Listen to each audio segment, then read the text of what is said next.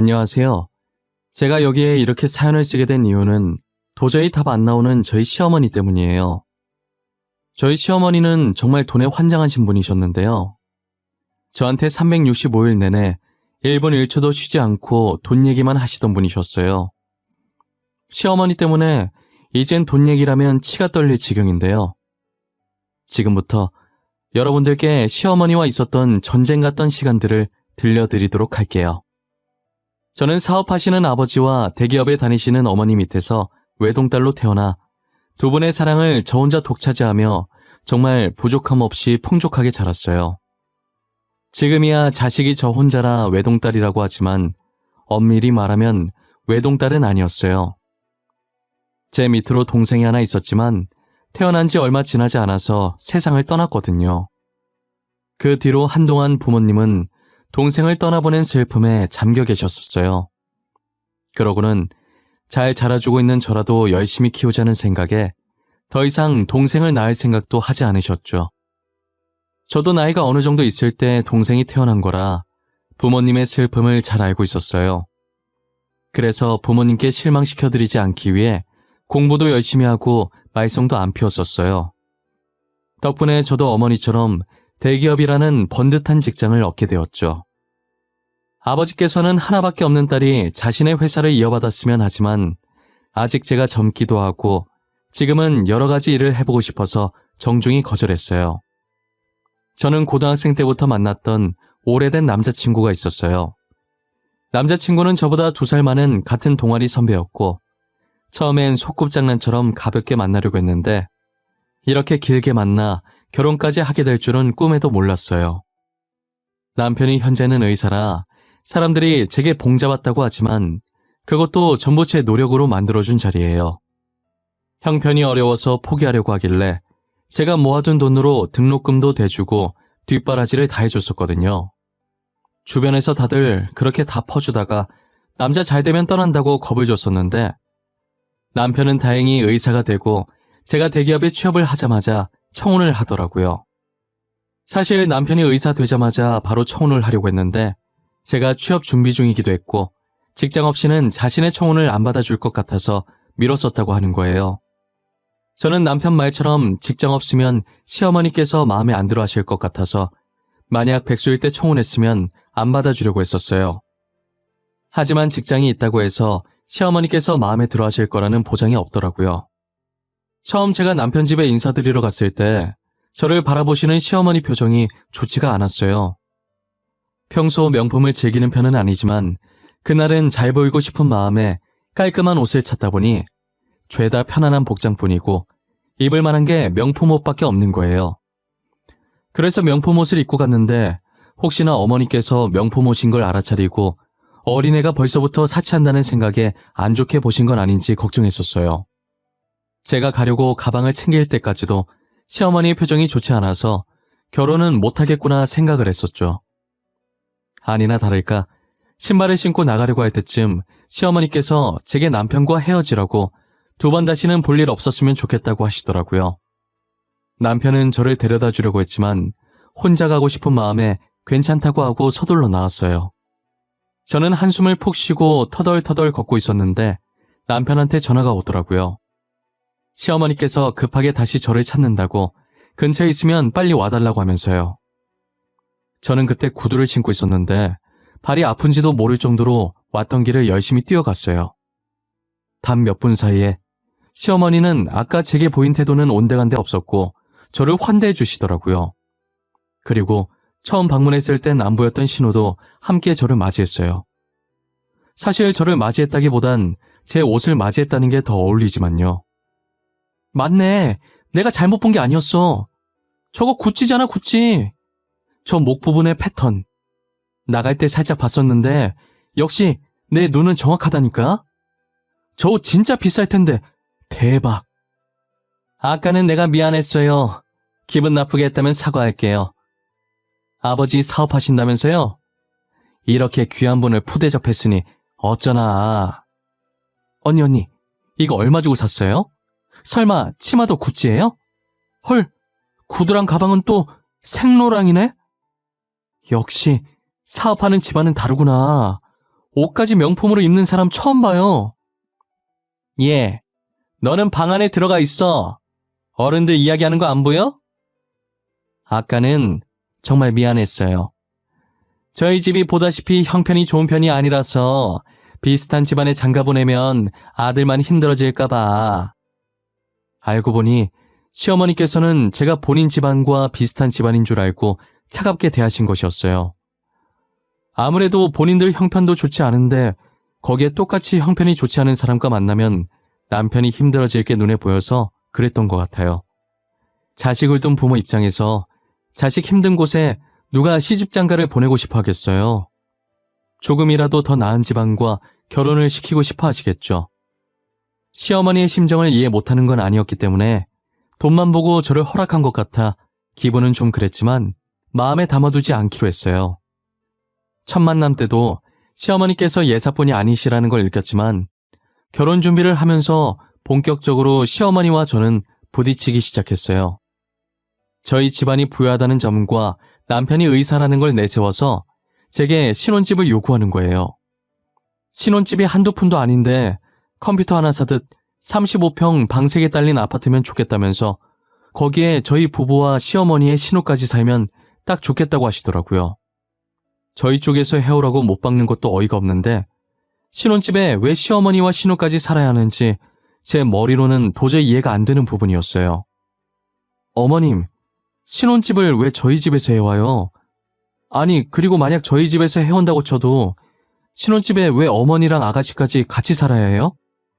어머, 그럼 우리는 계속 다 쓰러져가는 집에 살아야 하니?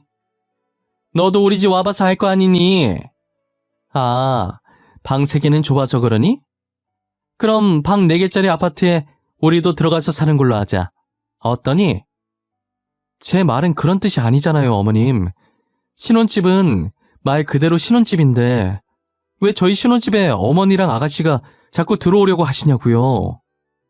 그럼 너가 우리 집도 하나 더 구해줄 거니? 그렇다면 사양은 하지 않으마.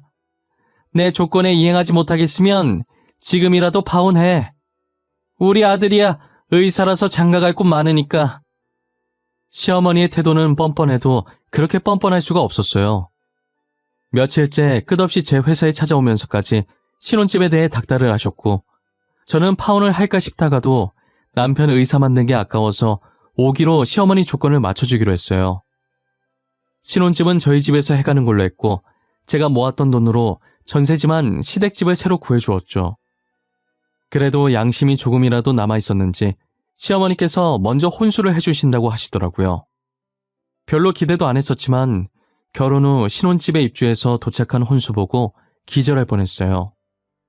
며느리한테는 신혼집 해오라고 직장까지 찾아와서 그렇게 난리치더니 어떻게 아들 장가 보내면서 혼수를 중고로 해주실 생각을 했는지 모르겠더라고요.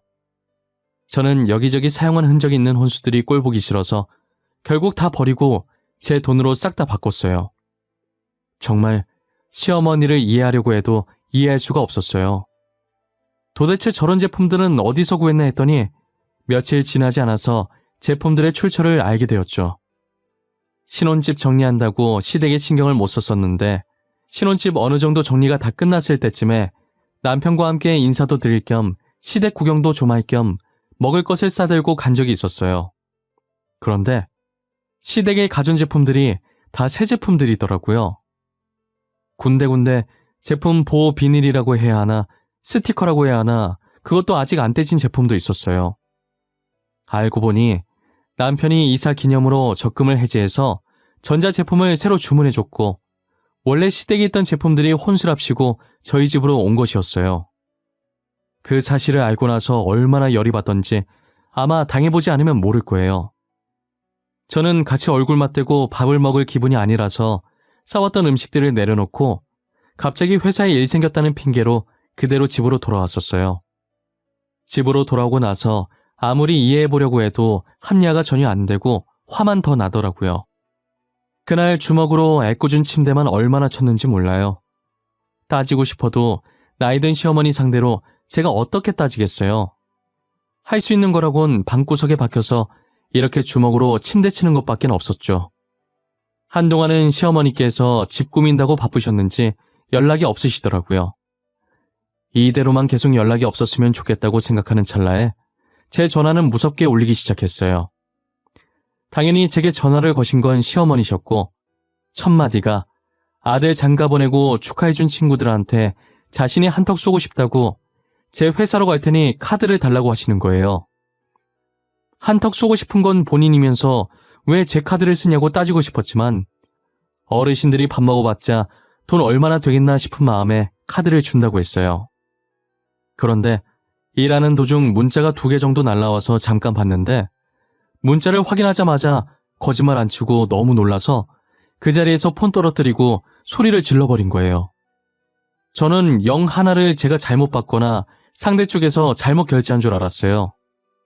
곧바로 시어머니께 전화를 했더니 친구들이랑 호텔 풀코스로 1인 1실 방까지 잡아놓고 지금은 잠깐 커피를 마시러 왔다는 거예요. 문자 2개 온 게 하나는 호텔에서 하나는 커피숍에서 온 거였어요. 아직 저도 그렇게 놀아본 적이 없는데 시어머니는 남의 카드로 남 호강을 시켜주고 계시더라고요. 그것도 저와 상의도 없이 제 집안이 부유하다는 이유 하나로 일시불로 결제하고 말이죠. 어머님, 남의 카드를 상의도 없이 그렇게 막 긁어버리시면 어떡해요? 밥만 드시겠다면서요? 200만 원이 누구 집 애 이름이에요? 땅 파면 나오냐고요? 이게 시애미 잡아먹겠다? 시애미한테 그 정도도 못 해줘? 어? 니네 집 잘 살면서 이 정도는 해줄 수도 있는 거 아니니? 저희 집 잘 사는 거랑 이거랑 도대체 무슨 상관이 있는데요? 더 이상 안 되겠어요. 저 카드 해지시킬 거니까 그 카드는 버리든가 하세요. 어디서 이런 싸가지 없는 년이 굴러왔어? 야, 너는 너네 부모님이 그렇게 가르치디? 어? 돈 많으면 다야! 저는 너무 화가 나서 시어머니께 소리를 치던지 말던지 전화를 끊어버렸어요. 전화를 끊고 곧바로 카드를 정지시켜버렸고 단지 제가 겁주는 거라고 생각했는지 시어머니께서는 또다시 제 카드를 긁으신 것 같더라고요. 2번 정도 거래 실패 문자가 날라왔고 시어머니는 계속해서 제게 전화를 거셨죠. 저는 퇴근할 때까지도 시어머니께 온 전화를 받지 않았었어요. 집에 도착하니 남편이 피곤하다는 표정을 하면서 대충 시어머니 비 맞춰주지 왜 그랬냐고 하는 거예요. 그 말을 듣고 짜증나서 남편에게 도대체 내가 이 집에 와서 안 맞춰준 게 뭐 있냐고 신혼집에 시댁집에 혼수까지 참았던 걸 다 쏟아내며 따지고 들었죠. 남편은 제 말에 양손으로 마른 세수를 한 번 하더니 됐다면서 방으로 들어가 버리더라고요. 저는 시어머니의 행동도 남편의 태도도 다 마음에 안 들었어요. 그래도 아직까지는 저희가 신혼초니까 남편은 같이 살면서 제가 어떻게 해서든 고쳤으면 되지만 시어머니와 저는 둘 중 하나가 나가떨어지지 않는 이상은 끝없이 전쟁을 하겠다는 생각이 들었어요. 그리고 제가 그렇게 생각한 지 얼마 되지 않아서 또다시 사건이 하나 터지고 말았죠. 남편과 저는 돈 관리로 싸우고 싶지 않아서 각자 관리를 하고 있었어요. 그런데 시어머니께서 대뜸 전화하셔서 저한테 남편 돈 내놓으라고 따지시는 거예요. 저는 당연히 남편 돈을 가지고 있지 않으니 사실대로 없다고 말씀드렸고 시어머니는 저더러 돈 관리하고 있는 거 다 알고 전화한 거니까 당장 달라고 하셨죠. 그렇게 옥신각신하다가 남편이 들어왔고 남편은 제 전화를 뺏어서 끊어버리더라고요. 이 상황 뭐야? 나한테 설명이 좀 필요할 것 같은데? 어머님이 왜 돈 관리 내가 하는 걸로 알고 있어? 당신이 어머님한테 그렇게 말했어? 사실 나한테 계속 돈을 달라고 하시더라고. 당신 카드 막혔다고 하시면서. 나는 당신한테 카드 받은 줄 몰랐어서 앞으로 내가 돈 준다고 하고 줬었어. 그래서 어머님이 막상 돈 달라고 하니까 액수가 커서 못 주겠어? 그래서 돈 관리 내가 한다고 거짓말 친 거야? 아니, 계속 달라는 대로 돈 줬었어. 그런데 모아둔 돈 다 떨어졌는데도 계속 달라고 하시는 거야. 며칠 만에 1,000만 원을 쓰는 게 말이 되냐고. 그래서 당신 핑계 대면 포기할 줄 알고 그랬어. 미안해. 뭐? 1,000만 원? 미친 거 아니야? 아니 어떻게 엄마라는 사람이 아들 돈을 그렇게 뜯어가? 그리고 당신은 어머님이 달라는 대로 다 준 거야? 도대체 생각이 있어 없어? 남편의 말을 듣고 있으니 정말 어처구니가 없었어요. 시어머니는 제 카드가 정지되자 이 핑계 저 핑계 다 대가면서 남편 돈을 가져갔었어요. 남편도 처음엔 단지 제가 밥값 가지고 그런다라는 시어머니의 말 듣고 저한테 짜증을 낸 것이었는데 자기도 당해보니 시어머니의 씀씀이가 보통이 아니라는 걸 알게 된 거죠. 자신의 아들한테까지 저러는 걸 보고 나니 저는 시어머니를 이길 방도가 없다는 걸 깨달았어요. 시어머니께서는 남의 집까지 비교해가면서 뻔뻔하게 용돈과 생활비를 따로 달라고 하시더라고요.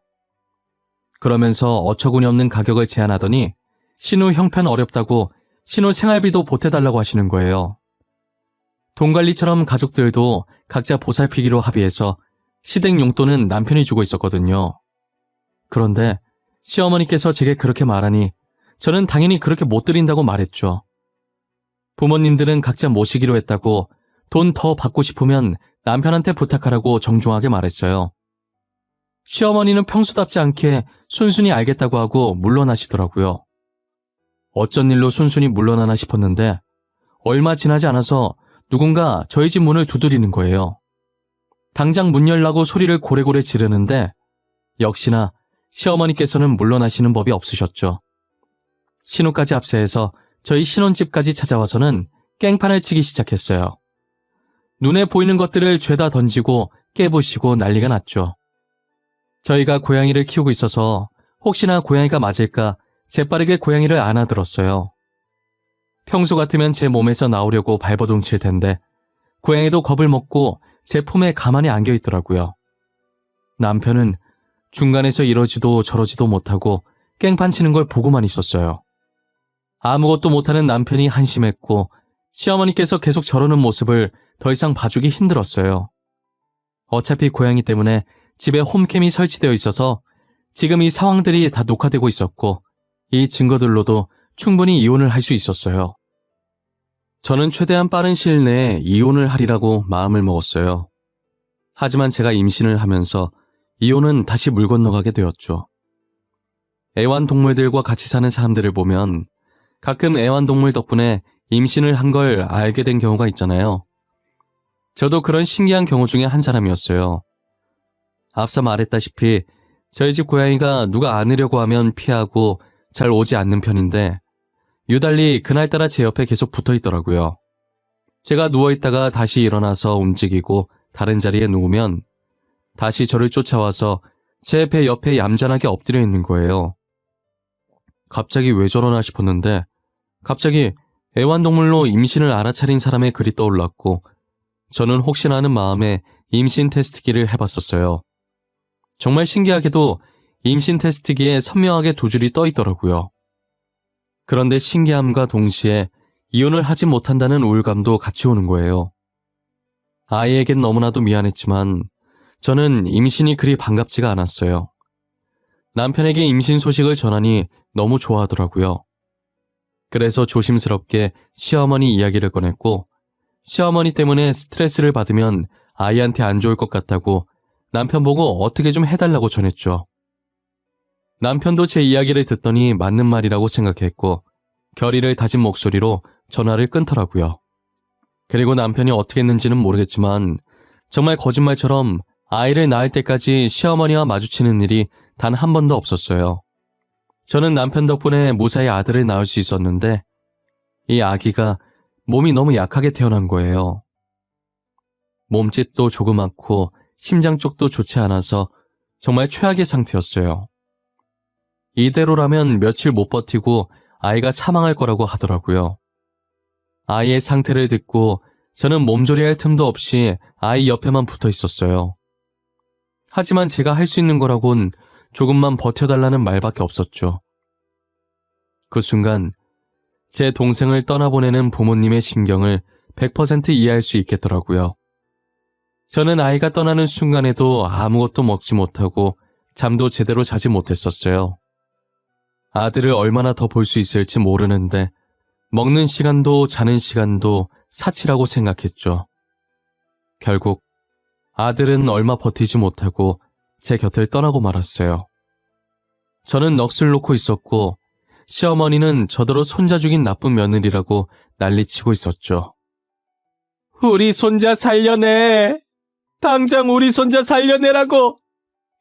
나한테 손자 얼굴 한 번 안 보여주더니 네가 손자 죽인 거야. 네가 손자 죽인 거라고. 엄마, 이제 그만 좀 하세요. 누가 들으면 정말 집사람이 애 죽인 줄 알겠어요. 집사람도 지금 많이 힘들어요. 그러니까 제발 그만하세요. 전현이 힘들긴 뭐가 힘들어. 우리 손자 죽인 나쁜 년인데 당장 우리 손자 살려내라고 해. 당장. 아이고, 불쌍한 우리 손자. 그래, 맞아. 당장 우리 조카 살려내요. 진짜 새언니가 애 죽인 거 아니에요? 아니, 애를 어떻게 했으면 태어난 지 일주일도 안 돼서 죽냐고요. 이게 뚫린 입이라고 막말하네. 너 말이면 단 줄 알아? 너 당장 나가. 엄마랑 같이 당장 나가라고! 우리 손자 불쌍해서 웃자했고 애미 잘못 만나 일주일도 안 돼서 저승길 간 우리 손자. 치애미는 이렇게 건강하게 잘 있는데 우리 손자만 불쌍해서 웃재. 시어머니랑 신우는 사람들 다 보고 있는 아이 장례식에도 저렇게 난리를 치는 거예요. 하지만 저는 대꾸할 힘도 없어서 벽에 기대 있었고 남편이 시어머니와 신우를 데리고 나갔었어요. 저희 부모님은 이런 취급받고 살았냐며 그동안 왜 말하지 않았냐고 당장 이혼하라고 했죠. 저는 이혼이고 뭐고 당분간은 아무것도 하고 싶지 않았고 그냥 누워만 있고 싶었어요. 장례식을 마친 뒤 집에서 계속 누워만 있다가 남편의 성화에 못 이겨 밥을 한술 뜨고 있을 때였어요. 시어머니께서 신우랑 같이 저희 집으로 들어오시더니 대뜸 제 머리채를 잡더라고요. 지금 손자 죽여놓고 밥이 넘어가냐고 손자 살려내라면서 고래고래 소리를 지르셨어요. 저는 아이를 잃어 슬퍼할 겨를도 없이 왜 이런 취급을 받고 있어야 하는지 모르겠어서 그동안 참아왔던 화가 폭발하면서 제 머리를 잡고 있는 시어머니를 패대기 쳐버렸어요. 그리고 앞에 있던 밥상을 엎었고 떨어져 있는 반찬들을 손으로 집어서 시어머니와 신우에게 던졌어요. 닥치는 대로 손에 잡히는 대로 던졌고 남편은 자신이 대신 사과한다면서 저를 막았죠. 저는 남편을 초점 없는 눈으로 쳐다보면서 선택하라고 했어요. 당신, 나야 저 사람들이야? 지금 선택해야 돼. 기회는 한 번뿐이야. 번복은 할 수 없어. 나 성격 급해서 시간도 길게 못 줘. 1분 안에 고민 끝내. 길게 생각할 필요도 없어. 난 당신이야. 저번부터 느꼈지만 가족이라도 아닌 건 아닌 거야. 나도 더 이상 내 가족들이 보고 싶지 않아. 잘 생각했네. 저 지금 이 순간부터 당신들이 저희 집에 찾아오면 경찰에 신고할 거예요. 모든 순간이 녹화되고 있고 오늘 제 머리채 잡은 거, 저번에 저희 집 물건 부신 것까지 해서 다 신고할 겁니다. 네가 어떻게 애미를 버려? 네가 어떻게 그래? 낳아준 은혜도 모르고 그럴 수 있는 거야? 여자에 미쳐서 부모랑 동생까지 버리냔 말이야. 엄마가 지금 하는 꼴을 생각해보세요. 엄마 같으면 연 안 끊겠어요? 매일같이 돈돈거리고 아들 잃어서 슬픈데 깽판 치고 엄마 같으면 그냥 넘어가겠냐고요. 이래서 여자가 집안에 잘 들어와야 하는 거야. 이래서 다 전현이 우리 집을 망쳐놓은 거야. 전현 때문에 내가 손자를 잃고 아들까지 연 끊게 생긴 거라고. 어머님 집은 제가 알아서 잘 정리할게요. 어차피 제 집이었고 제 명의니까요. 기간 한 달이나 줄 테니 그 안에는 이사를 가셔야 할 것 같네요. 이렇게 마음 넓은 며느리가 어딨어요? 남편은 1초도 고민 없이 저를 선택했고 저는 시댁집을 뺀다고 하고 시어머니와 신우를 내쫓았어요. 시어머니와 신우는 아까까지만 해도 기세등등하더니 남편도 자신들을 버리고 저도 시댁집 정리한다고 하니 뒤늦게야 머리 조아리고 빌기 시작하더라고요. 이대로 집을 정리하면 갈 곳이 없어서 길거리에 나앉아야 한다고 한 번만 봐달라고 하는 거예요. 그래서 저는 신우 가방을 가리키면서 저거라도 팔라고 그럼 원룸 보증금은 나올 거라고 했죠. 그리고는 저는 가차없이 집 문을 닫아버렸어요. 밖에서는 시어머니와 신우가 계속 문을 두드리면서 잘못했다고 소리치고 난리도 아니었고, 결국 주민들의 신고로 시어머니와 신우는 경찰 손에 이끌려서 나가게 됐어요. 남편은 아예 시댁을 없는 사람으로 취급하기로 했는지 연락처도 바꾸고 제게 이사를 가자고 하더라고요. 그래서 저는 살던 집을 팔아버리고 비슷한 금액과 크기의 아파트로 다시 이사를 갔어요. 시댁집은 전세라 집주인한테 사정이 있어서 한 달 뒤에 나간다고 전세금을 받아놓은 상태예요. 혹시나 하는 마음에 제 경력을 가지고 다른 대기업 회사로 직장도 옮겼어요. 그 뒤로는 저도 연락처를 바꿔버려서 현재 시어머니와 신우의 소식을 모르지만 아마도 신우 가방을 팔아서 보증금 정도는 구하지 않았을까 싶어요. 사실 그들의 근황은 제 알 바가 아니라서 궁금하지도 않아요. 저는 시댁으로부터 벗어난 지금 이 시점이 정말 행복하고 좋아요. 평생 이대로 아무 간섭도 걱정도 없이 쭉 이렇게만 남편과 둘이서 지냈으면 좋겠어요. 남편은 그동안 알아주지 못해서, 그리고 시어머니 대신해서 정말 미안하다고 하더라고요. 그렇다고 다시 시어머니를 만나고 싶은 생각은 전혀 없다고 하면서요.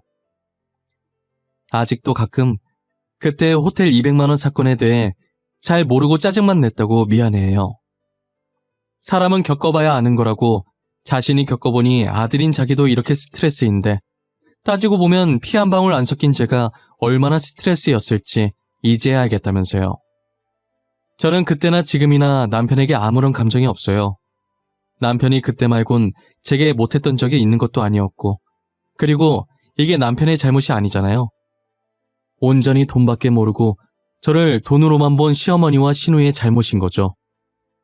저는 같은 핏줄이라는 이유로 제게 미안할 짓도 안 했는데 대신 미안해하지 않았으면 좋겠다고 말했어요. 남편은 시어머니께 당하면서도 끝까지 자신을 버리지 않아줘서 고맙다며 눈물을 글썽거렸어요.